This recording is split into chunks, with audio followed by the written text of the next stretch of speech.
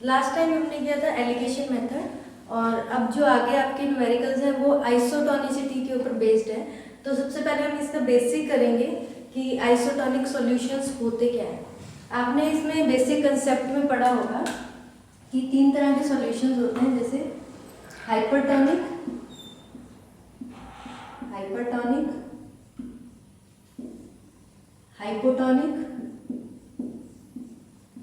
Hypotonic and isotonic. Suppose कर लिया इनमें ये सॉल्यूशन है आइसोटोनिक। अब सबसे पहले आपको ये पता होना चाहिए कि सॉल्यूशन होता क्या है। अगर आप सॉल्यूशन की बात करें तो सॉल्यूशन में क्या होता है, सॉल्यूट होता है और सॉल्वेंट होता है।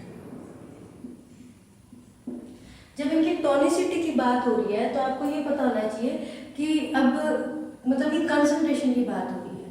कंसंट्रेशन अगर मान लो हाइपरटोनिक सॉल्यूशन है, हाइपरटोनिक, तो इट मीन्स उसमें क्या होता है, जो कंसंट्रेशन होती है या तो सॉल्यूट की, सॉल्वेंट की नहीं, सॉल्यूट की कंसंट्रेशन कम ज़्यादा होती है, तभी वो सॉल्यूशन हाइपरटोनिक होता है या हाइपोटोनिक होता है। ठीक है, हाइपर, जहाँ पे हाइपर वर्ड आ जाता है, हाइपर मीन्स ज़्यादा होना, ठीक है, हाइपर, हाइपो मीन्स कम होना। ठीक है, तो इसमें क्या होता है, अगर मान लो हाइपर की बात आ रही है तो कंसंट्रेशन मतलब कि ज़्यादा होगी।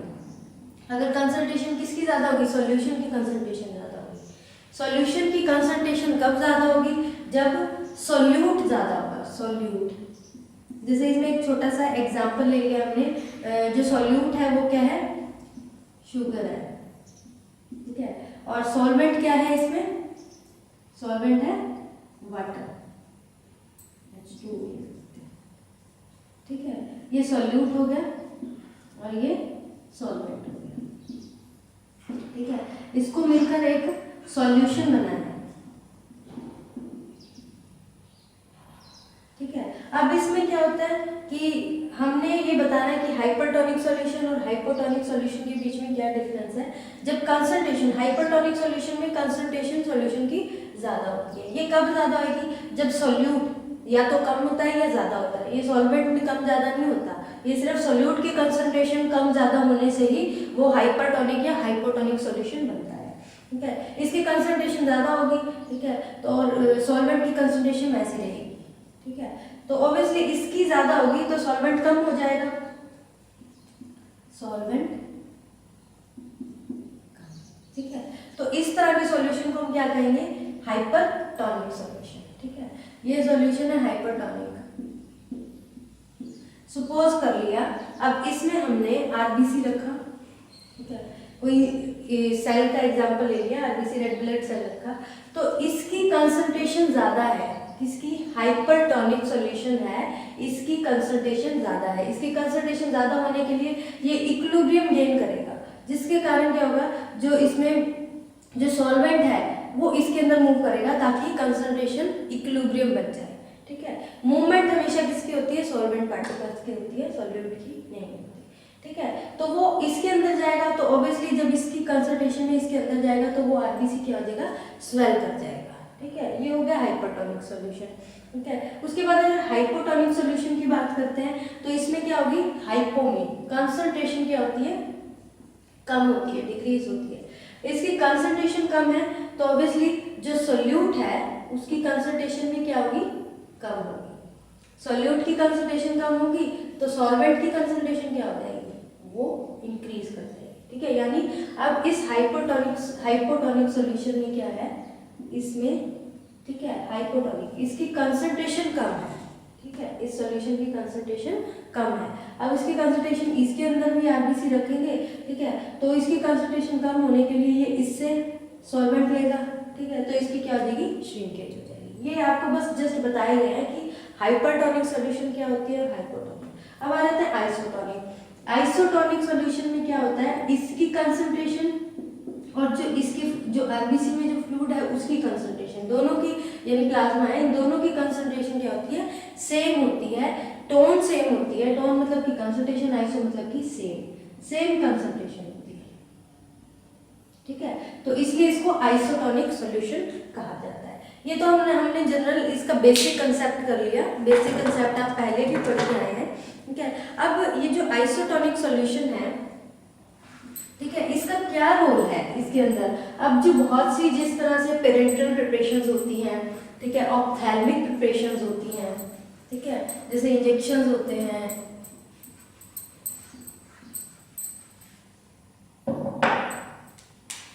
पेरेंटल है, पेरेंटल्स में जैसे इंजेक्शंस हो गए, ठीक है, इनकी जो इंजेक्शंस अब कहाँ जाते हैं? सीधे ये ब्लड में जाते हैं, ठीक है, ब्लड में जाते हैं, प्लाज्मा में जाते हैं। तो इनकी जो टॉनिसिटी है वो क्या होनी चाहिए? जो ब्लड है, जो प्लाज्मा है जिसके अंदर वो इंजेक्ट किया जा रहा है, वो बिल्कुल सेम होनी चाहिए। ब्लड प्लाज्मा का जो टॉनिसिटी है और इसकी टॉनिसिटी सेम होनी चाहिए, ठीक है। और अगर मान लो ऑप्थेल्मिक पेशेंट्स हैं, जैसे आइज में इंस्टॉल कर रहे हैं, आइज में इंस्टेंट कर रहे हैं, या फिर नोज में नेजल ड्रॉप्स यूज कर रहे हैं, उन वो भी उस सिक्रीशंस के साथ, जैसे नोज की सिक्रीशन है उसके साथ, उस फ्लूइड के साथ वो आइसोटोनिक होनी चाहिए। अदरवाइज वो क्या प्रॉब्लम क्रिएट कर सकते हैं, जैसे कि इरिटेशन वगैरह कॉज कर सकते हैं। आइज में लैक्राइमल सिक्रीशन होता है, उसके साथ भी जो भी प्रिपरेशन हम यूज कर रहे हैं उनकी उस फ्लूइड के साथ, लैक्राइमल सिक्रीशन के साथ वो क्या होना चाहिए? आइसोटोनिक होना चाहिए, ठीक है। तो जब हम इंजेक्शन यूज करते हैं, जो रेड ब्लड सेल होते हैं, अगर मान लो सॉल्यूशन है, अगर हाइपरटोनिक है या हाइपोटोनिक है, तो उसके कारण क्या होता है? वो जो आरबीसीज हैं वो स्वेल भी कर सकते हैं, उनकी श्रिंकेज भी हो सकती है, ठीक है, तो जो प्रॉब्लम कॉज कर सकते हैं। इसलिए जो इंजेक्शंस होते हैं या पेरेंटल प्रिपरेशन जो यूज की जाती हैं वो क्या होनी चाहिए? आइसोटोनिक होनी चाहिए, ठीक है। अब इसमें जो सॉल्यूशंस होते हैं दो तरह के होते हैं। सॉल्यूशंस की बात करें तो ये एक तो आइसोटोनिक हो गया,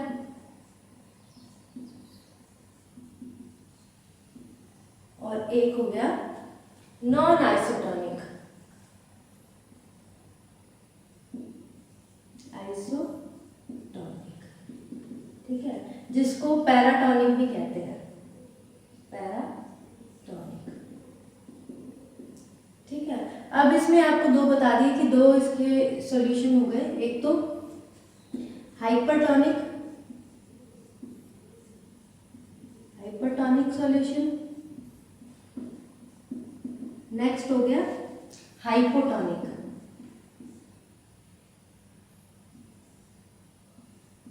हाइपोटोनिक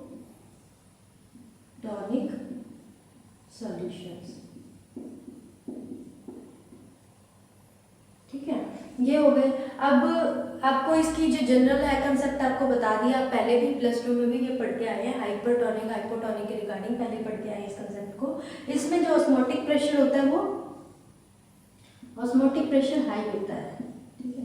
इसमें जो ऑस्मोटिक प्रेशर होता है वो क्या होता है? लो होता है, ठीक है। हाइपर मतलब कि ज्यादा, हाइपो मतलब कि कम, ठीक है। टोनिक मतलब कि इसकी टोन यानी कंसंट्रेशन।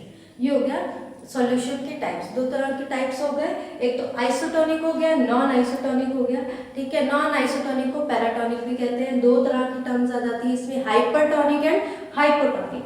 हाइपरटोनिक में जो ऑस्मोटिक प्रेशर होता है वो ज्यादा होता है, हाइपोटोनिक में osmotic pressure comparatively to hypertonic कम होता है। और जो आइसोटोनिक है, आइसो मींस सेम, सेम होता है, इसमें जो कंसंट्रेशन होती है वो सेम होती है, ठीक है। तो इसमें ये ध्यान रखना पड़ता है, क्योंकि जो भी ऑप्थेल्मिक प्रिपरेशंस हैं, जो भी ब्लड रिलेटेड जो प्रेवेंटर्स यूज कर रहे हैं, इंजेक्शंस यूज कर रहे हैं, वो कैसा होना चाहिए? वो आइसोटोनिक होनी चाहिए उस सिक्रीशन के साथ, जिसमें भी जो आप सॉल्यूशन यूज कर रहे हैं, ठीक है। तो वो पैराटोनिक नहीं होनी चाहिए, ठीक है, क्योंकि पैराटोनिक होने से वो प्रॉब्लम क्रिएट कर सकते हैं, आपको बताया, श्रिंकेज भी कर सकते हैं या फिर स्वेलिंग भी कर सकते हैं, किसकी? रेड ब्लड सेल्स की। उसके बाद अब इसमें क्या होते हैं, जो 0.9% सोडियम क्लोराइड होता है ना, NaCl, ये क्या होता है? ये प्रैक्टिकली आइसोटोनिक होता है, आइसोटोनिक विद ब्लड प्लाज्मा, ठीक है, ये आइसोटोनिक होता है। अगर मान लो ये NaCl इससे ज़्यादा होगा, इससे ज़्यादा होगा, ठीक है, अगर ये कंटेन करता है मोर देन 0.9% ऑफ NaCl, कोई भी सॉल्यूशन ये कंटेन करता है इतना मोर देन, तो ये क्या हो जाएगा, हाइपरटोनिक, हाइपरटोनिक हो जाएगा, सॉल्यूशन बन जाएगा। ठीक है, अगर ये कंटेन करता है एंड कोई भी solution containing less than 0.9% of NaCl, तो ये क्या हो जाएगा, ये हो जाएगा हाइपोटोनिक सॉल्यूशन, हाइपोटोनिक सॉल्यूशन। ठीक है, प्रैक्टिकली इस तरह से हो जाता है। तो इसमें क्या होता है, 0.9% ही इसको कंसिडर किया जाता है NaCl को, मतलब कि इसमें अब इसकी कैलकुलेशंस के लिए हमें क्या करना पड़ता है, ये जो प्रैक्टिकली जो NaCl है ये किसके इक्विवेलेंट है, ये ब्लड प्लाज्मा के इक्विवेलेंट है, ब्लड प्लाज्मा की टोनिसिटी है उसके इक्विवेलेंट, जैसी ब्लड प्लाज्मा की टोनिसिटी होती है वैसी होती है। अब इसमें क्या होता है, इसमें कुछ न्यूमेरिकल है, कुछ कैलकुलेशंस है, जो इंजेक्टेबल्स होते हैं, इंजेक्टेबल्स के बेस पे इसको दो कैटेगरी में, अगर मान लो हाइपरटोनिक है, सॉल्यूशन क्या है, हाइपरटोनिक है, हाइपरटोनिक है तो इसको क्या कर दिया जाएगा, डाइल्यूट कर दिया जाएगा।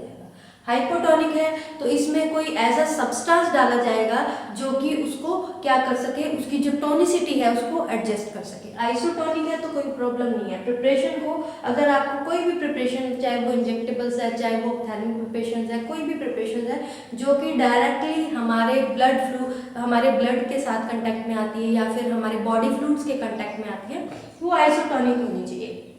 अगर वो हाइपरटोनिक है तो उसको क्या कर दिया जाएगा, उसकी डाइल्यूशन कर दी जाएगी। अगर वो हाइपोटोनिक है तो उसमें कुछ इनर्ट सब्सटेंस डाला जाएगा जिसके कारण उसकी टोनिसिटी को एडजस्ट किया जाए। ठीक है, अब इनके एडजस्टमेंट के बेस पे कुछ न्यूमेरिकल है, कुछ कैलकुलेशंस हैं, बड़ी सिंपल सी कैलकुलेशंस हैं। इसको हम लिख सकते हैं कैलकुलेशन बेस्ड,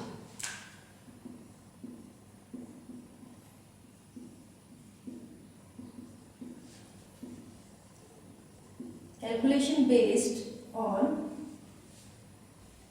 adjustment of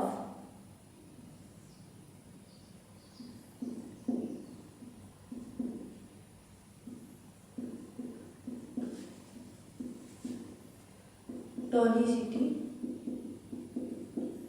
इसके बेस पे कैलकुलेशन है, या फिर आप ये भी कह सकते हैं calculation for adjustment of isotonicity, tonicity या फिर एडजस्टमेंट ऑफ आइसोटोनिसिटी।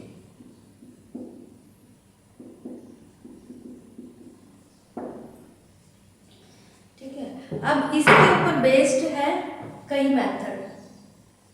सबसे पहला मेथड है फ्रीजिंग पॉइंट की adjustment based on the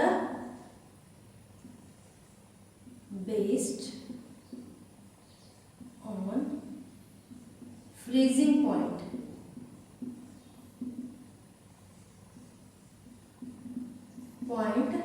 method, इस मेथड को क्रायोस्कोपिक मेथड भी कहते हैं।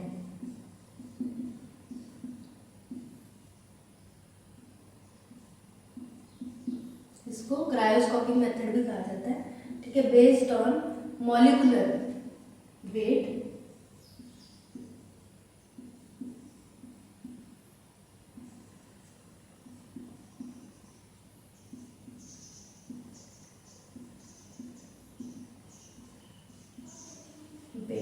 मेथड। ठीक है, और कौन सा होता है, कंपैरिजन विथ NaCl सॉल्यूशन, इसके साथ कंपैरिजन करना। और एक आ जाता है ग्राफिकल मेथड,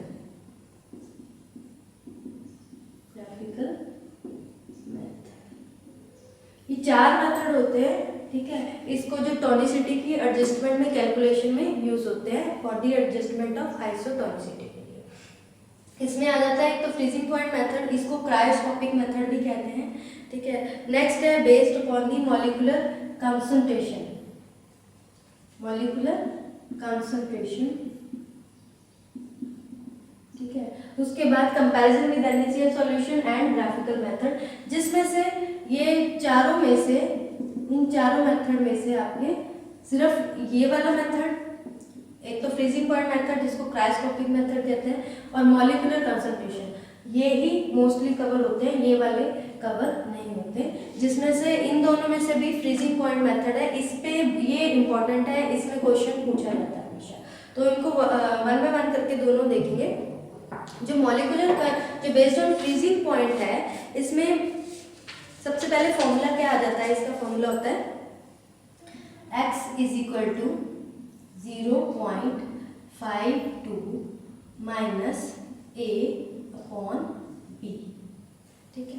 ये फॉर्मूला है फ्रीजिंग पॉइंट मेथड और क्रायोस्कोपिक मेथड का, ठीक है। अब इसमें जो बेस्ड ऑन मॉलिक्यूलर कंसंट्रेशन पे बेस्ड है, इसमें फॉर्मूला आ जाता है x is equal to 0.03 upon into m upon में n, ठीक है। ये इनके दोनों के फॉर्मूला है, ठीक है। अब इस फॉर्मूला को अगर हम आगे देखें कि इसमें a, b और m, n क्या है, ये हम आपको डिटेल में करवाते हैं।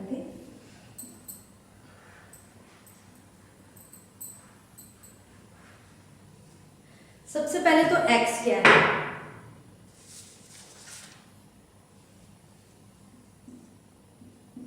x क्या है, percentage of weight by volume, जितनी रिक्वायर्ड है एडजस्टमेंट के लिए, ठीक है।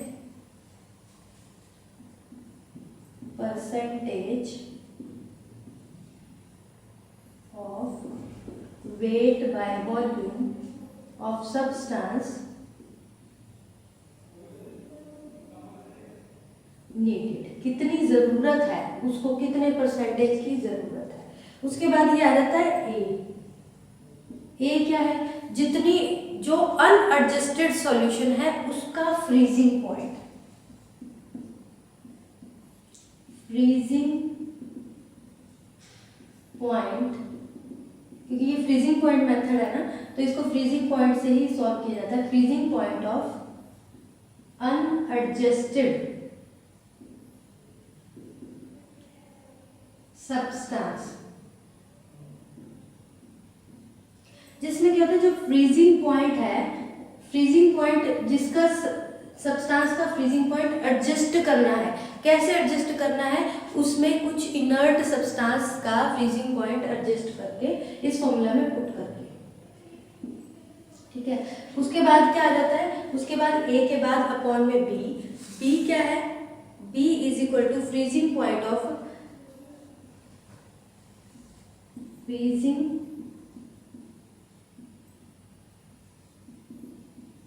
point of 1% weight by volume of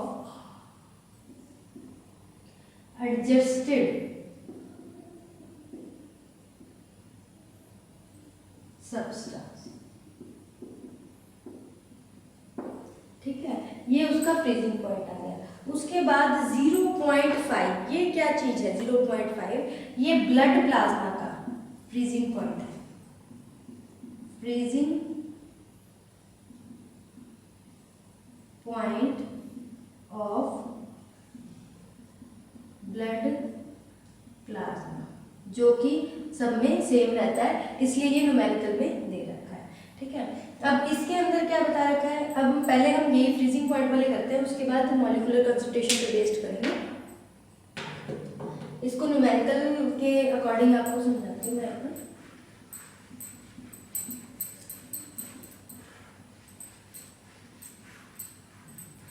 जैसे एक न्यूमेरिकल लिखा हमने,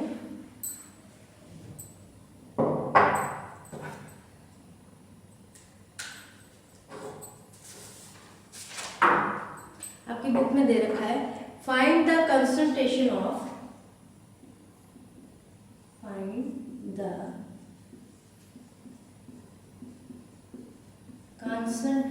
of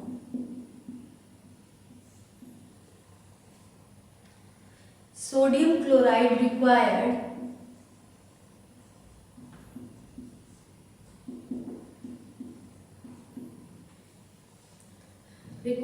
to make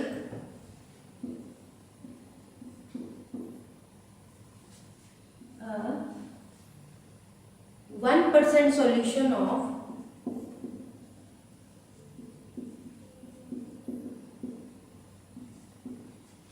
boric acid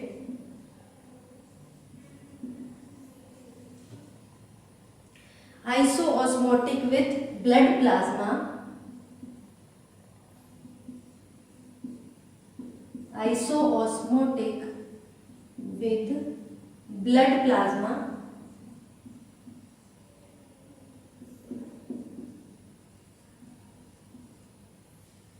इसमें गिवन क्या है आपको? गिवन क्या दे रखा है इसके अंदर? फ्रीजिंग पॉइंट को मैं FP लिख रही हूँ शॉर्ट फॉर्म में। फ्रीजिंग पॉइंट ऑफ किसका? 1% weight by volume of boric acid, जो ड्रग है उसका दे रखा है। ठीक है, कितना दे रखा है फ्रीजिंग पॉइंट? इसका फ्रीजिंग पॉइंट आपको गिवन है 0.288 डिग्री सेल्सियस। ठीक है, ये आपको गिवन है।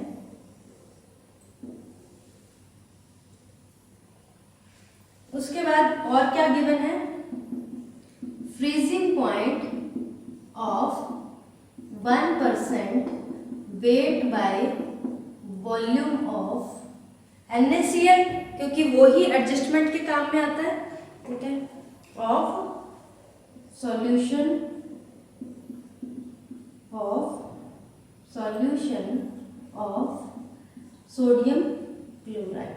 कितना दे रखा है इसका फ्रीजिंग पॉइंट? इसका फ्रीजिंग पॉइंट दे रखा है आपको -0.576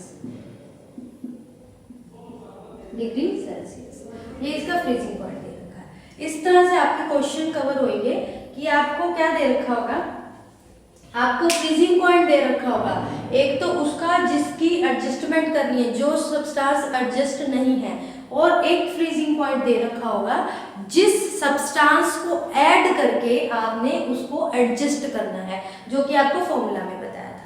ठीक है, अब हम इसको अगर सॉल्व करते हैं तो x आपको पता है, जिस सब्सटेंस को आपने जरूरत है उसको एडजस्ट करने के लिए कितना परसेंटेज चाहिए उसको एडजस्ट करने के लिए, उसके बाद उसके बाद 0.52 डिग्री सेल्सियस -A/B।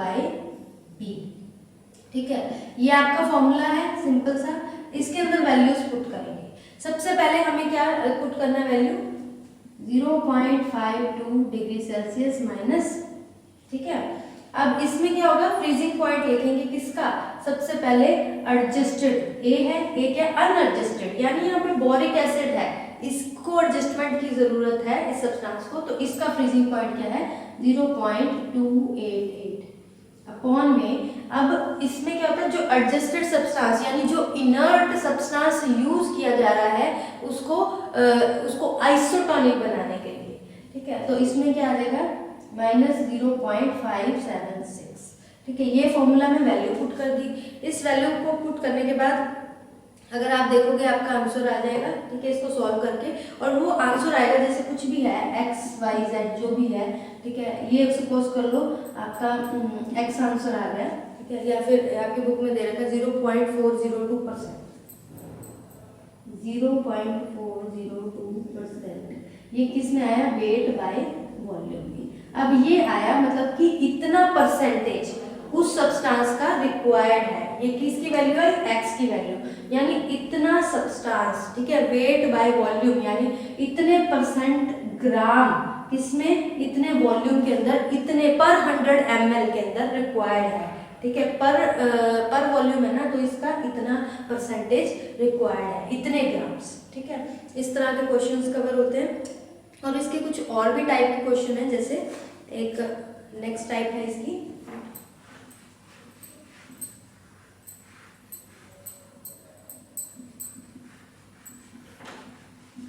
एक क्वेश्चन और इसका समझाती हूँ जो अलग से इसकी टाइप है, वो है जैसे find the amount of, question दे रखा है find the amount of NaCl to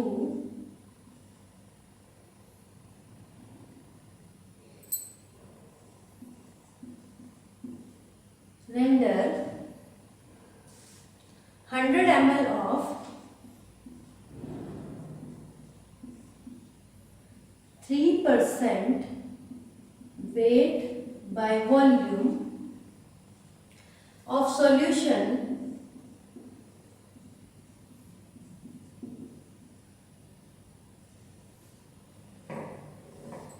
of sulfacetamide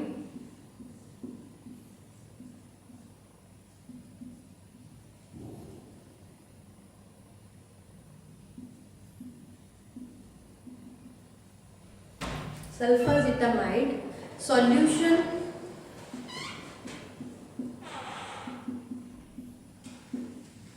isotonic with blood plasma.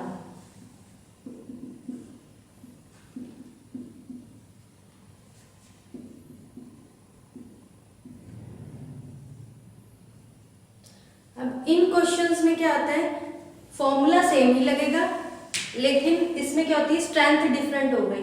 इसमें 1% की जगह क्या आ गया, 3% हो गया वेट बाय वॉल्यूम। तो इसमें फॉर्मूला सेम ही लगेगा, बस आपने उस परसेंटेज को उससे मल्टीप्लाई कर देना है। बाकी इसी फॉर्मूले में आप वैल्यूज पुट कर सकते हो, x is equal to 0.52 minus a upon में b। a आपको पता है इसके अंदर ड्रग है, सल्फाजेटामाइड ड्रग है, जिसको एडजस्टमेंट करना है, जिस सब्सटेंस की एडजस्टमेंट करनी है, ठीक है। और b क्या है, जो NaCl है, जो रिक्वायर्ड है इस ड्रग सब्सटेंस के सॉल्यूशन को एडजस्टमेंट के लिए। तो इस तरह के क्वेश्चंस होते हैं, ये दो तरह की टाइप्स हैं। फ्रीजिंग पॉइंट मेथड के थ्रू आप सॉल्व कर सकते हो आइसोटोनिक वाले जो भी कैलकुलेशंस है। नेक्स्ट जो हमारा मॉलिक्यूलर कंसंट्रेशन पे बेस्ड होता है वो नेक्स्ट लेक्चर में कवर करेंगे।